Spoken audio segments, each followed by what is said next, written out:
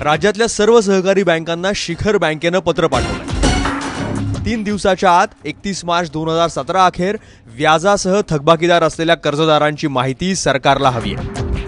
पीक कर्ज, मध्यम मुदतीचं कर्ज आणि दीर्घ मुदतीच्या थकबाकीदारांची माहिती संकलित केली जाईल। 7 एप्रिलला जिल्हा बँकातून सोसायट्यांना हे आदेश सुटलेत। 6 पद्धतीनं ही माहिती द्यायची आहे।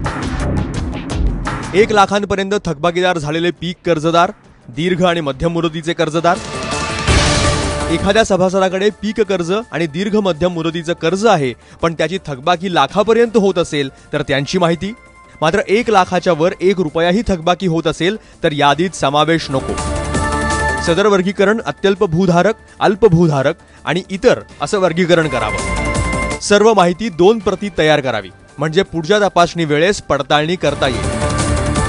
राज्य बँकेने आम्हाला परिपत्रक ईमेलद्वारे असं सांगितलं की जे लाखाच्या आत शेतकरी असतील त्यांची यादी करून आमच्याकडे पाठवा।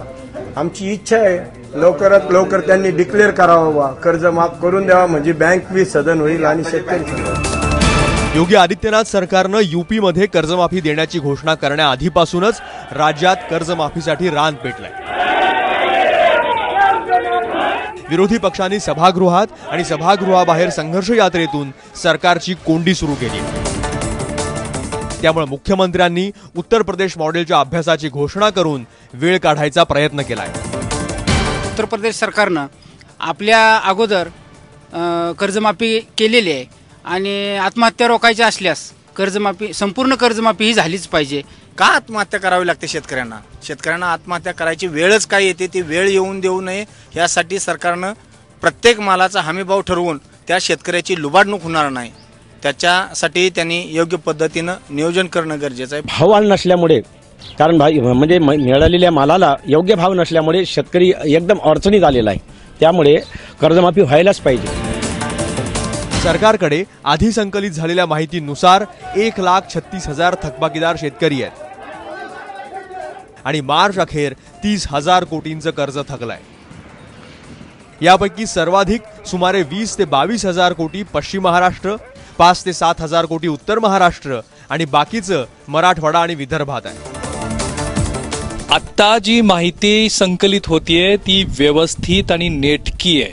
त्या माहितीचा थेट अर्थ असा की ज्यांचं व्याजासह 1 लाख रुपयापर्यंत कर्ज थकलंय अशांनाच कर्जमाफी मिळणार आहे आणि त्यात सर्व म्हणजे अल्प, मध्यम आणि बहुभूधारक असे सर्व शेतकरी असतील। माहिती संकलित करण्याचा झपाटा पाहता येत्या 14 तारखेला पंतप्रधान नरेंद्र मोदी नागपूरमध्ये येत आहेत। त्या कार्यक्रमावेळी कर्जमाफीचे काही संकेत मिळत आहेत का ते पाहावं लागेल।